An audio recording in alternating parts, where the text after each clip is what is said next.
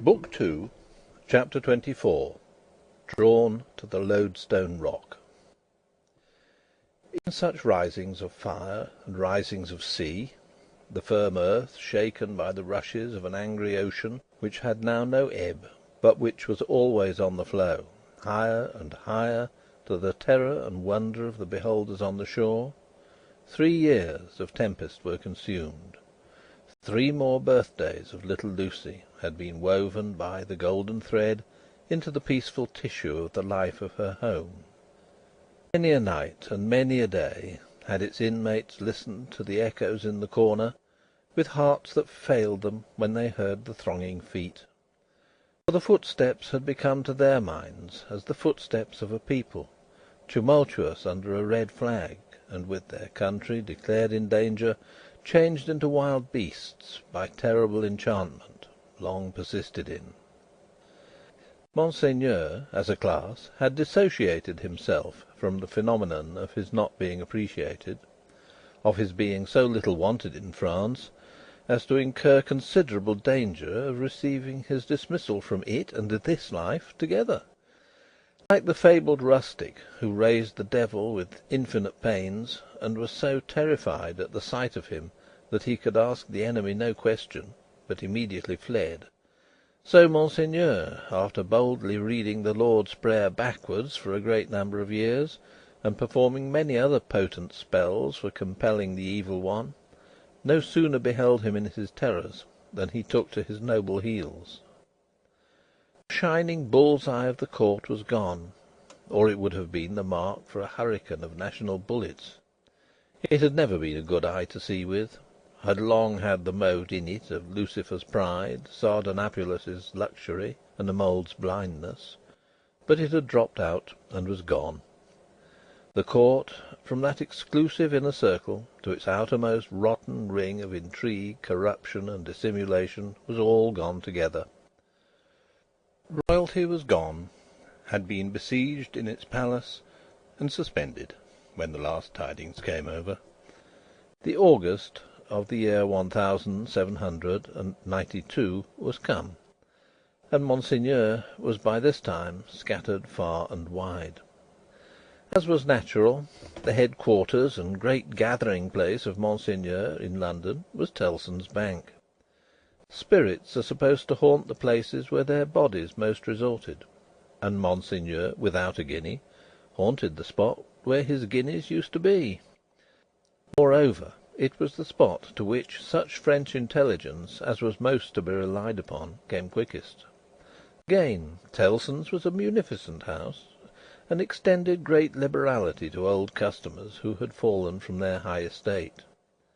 Again, those nobles who had seen the coming storm in time, and anticipating plunder or confiscation, had made provident remittances to Tellson's, were always to be heard of there by their needy brethren.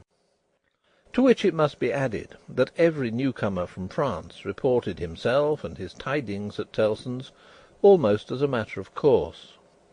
For such variety of reasons, Tellson's was at the time, as to French intelligence, a kind of high exchange, and this was so well known to the public, and the inquiries made there were in consequence so numerous, that Tellson's sometimes wrote the latest news out in a line or so, and posted it in the bank windows, for all who ran through Temple Bar to read.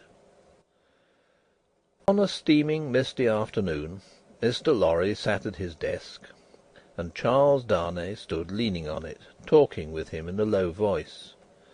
The penitential den, once set apart for interviews with the House, was now the News Exchange, and was filled to overflowing. It was within half an hour or so of the time of closing. "But although you are the youngest man that ever lived," said Charles Darnay, rather hesitating, "I must still suggest to you—" "I understand." "That I am too old," said Mr. Lorry. "Unsettled weather, a long journey, uncertain means of travelling, a disorganized country, a city that may not even be safe for you." "My dear Charles," said Mr. Lorry, with cheerful confidence, You touch some of the reasons for my going, not for my staying away. It's safe enough for me. Nobody will care to interfere with an old fellow of hard upon fourscore, when there are so many people there much better worth interfering with. As to its being a disorganised city, if it were not a disorganised city, there would be no occasion to send somebody from our house here to our house there, who knows the city and the business of old, and is in Tellson's confidence. As to the uncertain travelling, the long journey, and the winter weather, if I were not prepared to submit myself to a few inconveniences for the sake of Tellson's after all these years, who ought to be? I wish I were going myself, said Charles Darnay, somewhat restlessly, and like one thinking aloud. Indeed, you're a pretty fellow to object and advise, exclaimed Mr. Lorry. You wish you were going yourself, and you a Frenchman born? You're a wise counsellor. My dear Mr. Lorry, it is because I am a Frenchman born that the thought, which I did not mean to utter here, however, has passed through my mind often. One cannot help thinking, having had some sympathy for the miserable people, and having abandoned something to them. He spoke here in his former thoughtful manner, that one might be listened to, and might have the power to persuade to some restraint. Only last night, after you had left us, when I was talking to Lucy—" "When you were talking to Lucy?" Mr. Lorry repeated. "Yes. I wonder you are not ashamed to mention the name of Lucy, wishing you were going to France at this time of day." "However, I am not going," said Charles Darnay with a smile. "It is more to the purpose that you say you are." "And I am, in plain reality. The truth is, my dear Charles," Mr. Lorry glanced at the distant house, and lowered his voice, "you can have no conception of the difficulty with which our business is transacted, and of the peril in which our books and papers over yonder are involved. The Lord above knows what the compromising consequences would be to numbers of people if some of our documents were seized or destroyed, and they might be at any time, you know. For who can say that Paris is not set afire to-day, or sacked to-morrow? Now, a judicious selection from these, with the least possible delay, and the burying of them, or otherwise getting them out of harm's way, is within the power, without loss of precious time, of scarcely any one but myself, if any one. And shall I hang back, when Tellson's knows this, and says this? Tellson's, whose bread I've eaten these 60 years, because I'm a little stiff about the joints. Why, I am a boy, sir, to half a dozen old codgers here. How I admire the gallantry of your youthful spirit, Mr. Lorry!" "Tut, nonsense, sir. And, my dear Charles," said Mr. Lorry, glancing at the house again, "you are to remember that getting things out of Paris at this present time, no matter what things, is next to an impossibility. Papers and precious matters were this very day brought to us here. I speak in strict confidence. It's not business-like to whisper it even to you.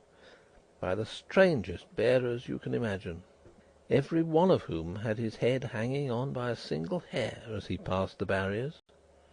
At another time our parcels would come and go as easily as in business-like old England. But now everything is stopped." "And do you really go to-night?" "I really go to-night, for the case has become too pressing to admit of delay." "And do you take no one with you?" "All sorts of people have been proposed to me, but I'll have nothing to say to any of them. I intend to take Jerry. Jerry has been my bodyguard on Sunday nights for a long time past, and I'm used to him. Nobody will suspect Jerry of being anything but an English bulldog, or of having any design in his head but to fly at any one who touches his master. I must say again that I heartily admire your gallantry and youthfulness." "I must say again, nonsense, nonsense. When I have executed this little commission, I shall perhaps accept Tellson's proposal to retire and live at my ease. Time enough then to think about growing old." This dialogue had taken place at Mr. Lorry's usual desk, with Monseigneur swarming within a yard or two of it, boastful of what he would do to avenge himself on the rascal people before long. It was too much the way of Monseigneur under his reverses as a refugee, and it was much too much the way of native British orthodoxy, to talk of this terrible revolution as though it were the only harvest ever known under the skies that had not been sown, as if nothing had ever been done, or omitted to be done, that had led to it, as if observers of the wretched millions in France, and of the misused and perverted resources that should have made them prosperous, had not seen it inevitably coming, years before, and had not in plain words recorded what they saw. Such vapouring, combined with the extravagant plots of Monseigneur for the restoration of a state of things that had utterly exhausted itself, and worn out heaven and earth as well as itself, was hard to be endured without some remonstrance by any sane man who knew the truth. And it was such vapouring all about his ears, like a troublesome confusion of blood in his own head, added to a latent uneasiness in his mind, which had already made Charles Darnay restless, and which still kept him so. Among the talkers was Stryver of the King's Bench Bar, far on his way to state promotion, and therefore loud on the theme, broaching to Monseigneur his devices for blowing the people up and exterminating them from the face of the earth, and doing without them, and for accomplishing many similar objects, akin in their nature to the abolition of eagles by sprinkling salt on the tails of the race.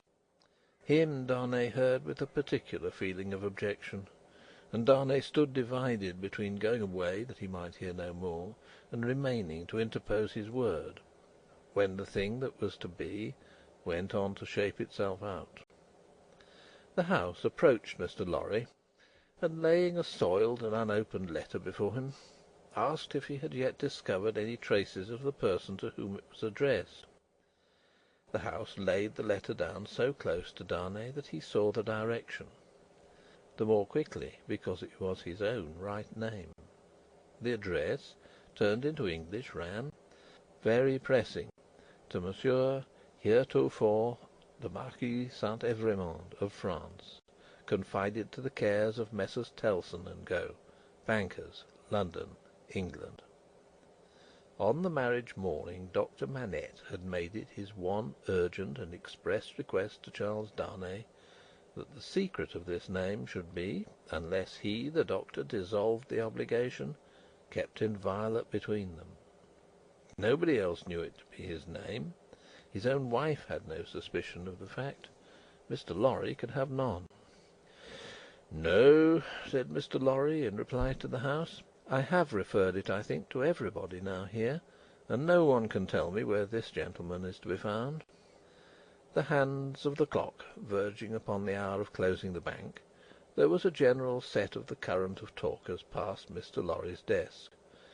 He held the letter out inquiringly, and Monseigneur looked at it in the person of this plotting and indignant refugee, and Monseigneur looked at it in the person of that plotting and indignant refugee, and this, that, and the other, all had something disparaging to say, in French or in English, concerning the Marquis who was not to be found.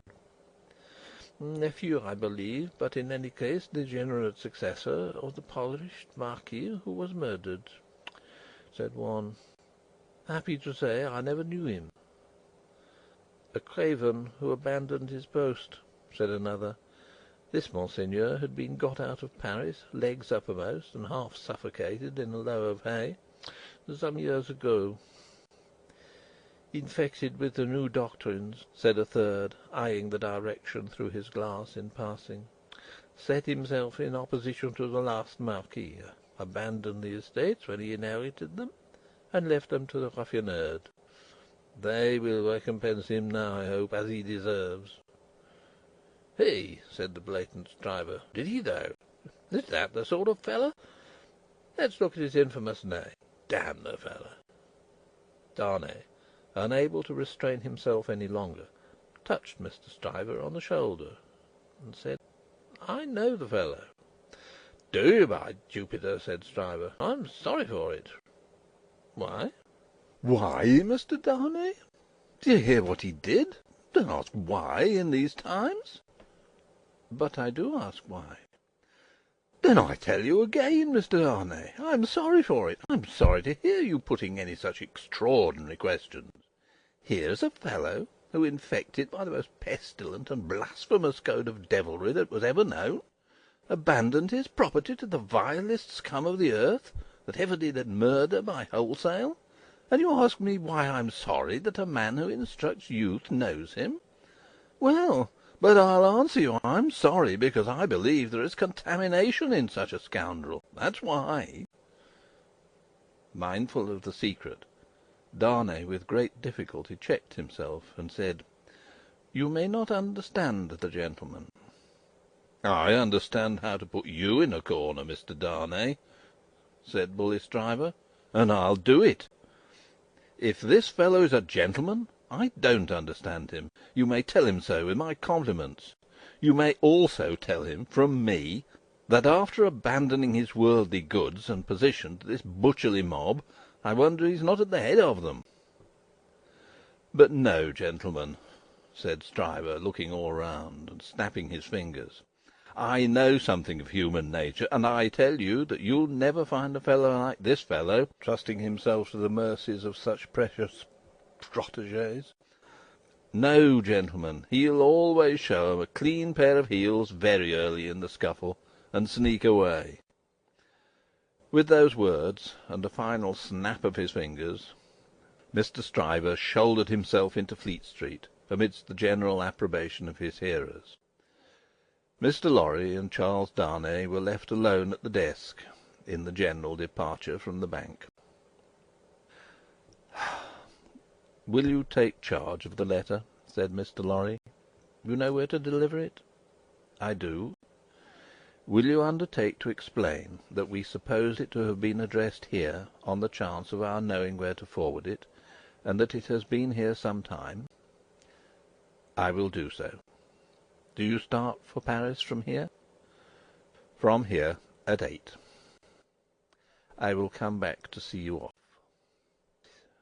Very ill at ease with himself, and with Stryver and most other men, Darnay made the best of his way into the quiet of the Temple, opened the letter, and read it. These were its contents: "Prison of the Abbaye, Paris, June 21st, 1792. Monsieur heretofore the Marquis, after having long been in danger of my life at the hands of the village, I have been seized with great violence and indignity, and brought a long journey on foot to Paris. On the road I have suffered a great deal. Nor is that all. My house has been destroyed, razed to the ground. The crime for which I am imprisoned, Monsieur heretofore the Marquis, and for which I shall be summoned before the tribunal, and shall lose my life, without your so generous help, is, they tell me, treason against the majesty of the people, in that I have acted against them for an emigrant. It is in vain I represent that I have acted for them, and not against, according to your commands. It is in vain I represent that, before the sequestration of emigrant property, I had remitted the imposts they had ceased to pay, that I had collected no rent, that I had recourse to no process. The only response is, that I have acted for an emigrant. And where is that emigrant? Ah, most gracious Monsieur heretofore the Marquis, where is that emigrant? I cry in my sleep, where is he? I demand of heaven, will he not come to deliver me? No answer. Ah, Monsieur heretofore the Marquis, I send my desolate cry across the sea, hoping it may perhaps reach your ears through the great bank of Tilson, known at Paris. For the love of heaven, of justice, of generosity, of the honour of your noble name, I supplicate you, Monsieur heretofore the Marquis, to succour and release me. My fault is that I have been true to you. O Monsieur heretofore the Marquis, I pray you to be true to me. From this prison here of horror, whence I every hour tend nearer and nearer to destruction, I send you, Monsieur, heretofore the Marquis, the assurance of my dolorous and unhappy service. Your afflicted Gabelle. The latent uneasiness in Darnay's mind was roused to vigorous life by this letter. The peril of an old servant, and a good one, whose only crime was fidelity to himself and his family, stared him so reproachfully in the face, that as he walked to and fro in the Temple, considering what to do, he almost hid his face from the passers-by. He knew very well that in his horror of the deed which had culminated the bad deeds and bad reputation of the old family house, in his resentful suspicions of his uncle, and in the aversion with which his conscience regarded the crumbling fabric that he was supposed to uphold, he had acted imperfectly. He knew very well that in his love for Lucy, his renunciation of his social place, though by no means new to his own mind, had been hurried and incomplete. He knew that he ought to have systematically worked it out and supervised it, and that he had meant to do it, and that it had never been done. The happiness of his own chosen English home, the necessity of being always actively employed, the swift changes and troubles of the time which had followed on one another so fast that the events of this week annihilated the immature plans of last week, and the events of the week following made all new again. He knew very well that to the force of these circumstances he had yielded, not without disquiet, but still without continuous and accumulating resistance; that he had watched the times for a time of action, and that they had shifted and struggled until the time had gone by, and the nobility were trooping from France by every highway and byway, and their property was in course of confiscation and destruction, and their very names were blotting out, was as well known to himself as it could be to any new authority in France that might impeach him for it. But he had oppressed no man, he had imprisoned no man. He was so far from having harshly exacted payment of his dues, that he had relinquished them of his own will, thrown himself on a world with no favour in it, won his own private place there, and earned his own bread. Monsieur Gabelle had held the impoverished and involved estate on written instructions, to spare the people, to give them what little there was to give, such fuel as the heavy creditors would let them have in the winter, and such produce as could be saved from the same grip in summer, and no doubt he had put the fact in plea and proof for his own safety, so that it could not but appear now. This favoured the desperate resolution Charles Darnay had begun to make, that he would go to Paris. Yes, like the mariner in the old story, the winds and streams had driven him within the influence of the lodestone rock, and it was drawing him to itself, and he must go. Everything that arose before his mind drifted him on, faster and faster, more and more steadily, to the terrible attraction. His latent uneasiness had been that bad aims were being worked out in his own unhappy land by bad instruments, and that he, who could not fail to know that he was better than they, was not there, trying to do something to stay bloodshed and to assert the claims of mercy and humanity. With this uneasiness half stifled and half reproaching him, he had been brought to the pointed comparison of himself with the brave old gentleman in whom duty was so strong.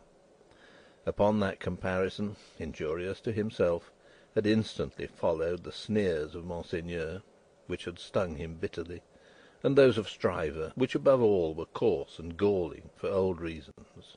Upon those had followed Gabelle's letter, the appeal of an innocent prisoner in danger of death to his justice, honour, and good name. His resolution was made. He must go to Paris. Yes, the lodestone rock was drawing him, and he must sail on until he struck. He knew of no rock. He saw hardly any danger. The intention with which he had done what he had done, even though he had left it incomplete, presented it before him in an aspect that would be gratefully acknowledged in France on his presenting himself to assert it. Then that glorious vision of doing good, which is so often the sanguine mirage of so many good minds, arose before him, and he even saw himself in the illusion with some influence to guide this raging revolution that was running so fearfully wild.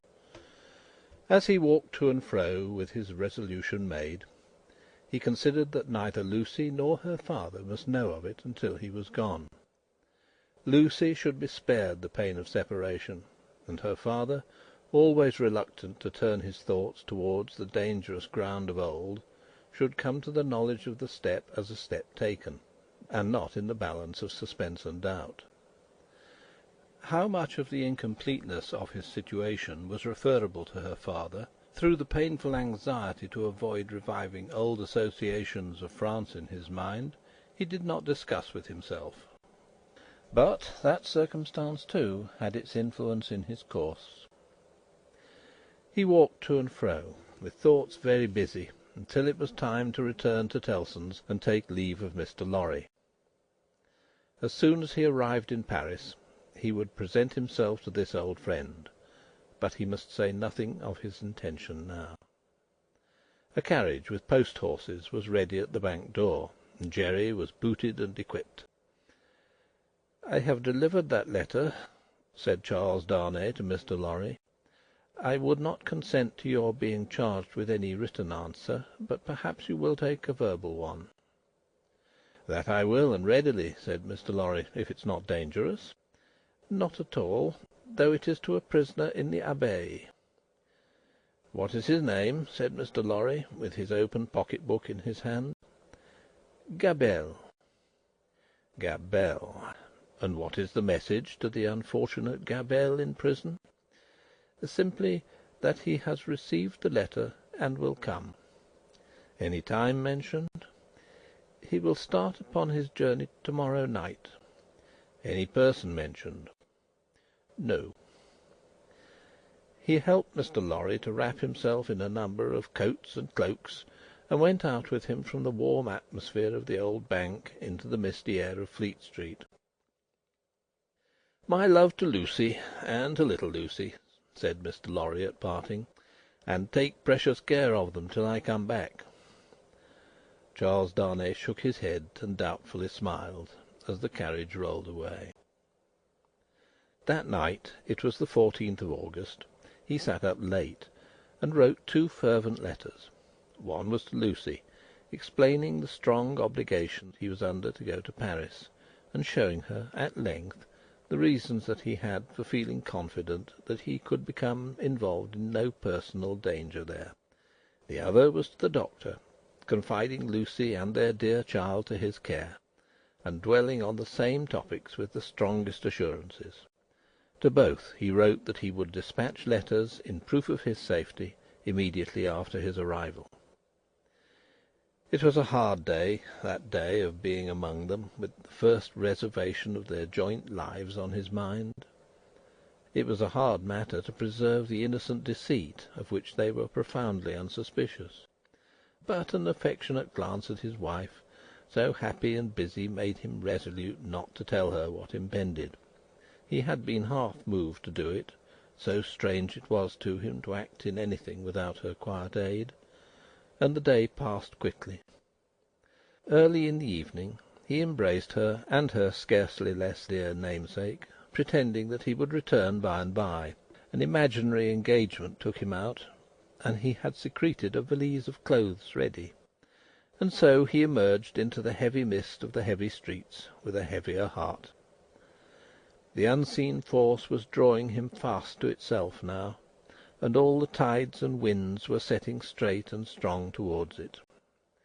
He left his 2 letters with a trusty porter, to be delivered half an hour before midnight, and no sooner, took horse for Dover, and began his journey. "For the love of heaven, of justice, of generosity, of the honour of your noble name," was the poor prisoner's cry, with which he strengthened his sinking heart as he left all that was dear on earth behind him, and floated away for the Lodestone Rock.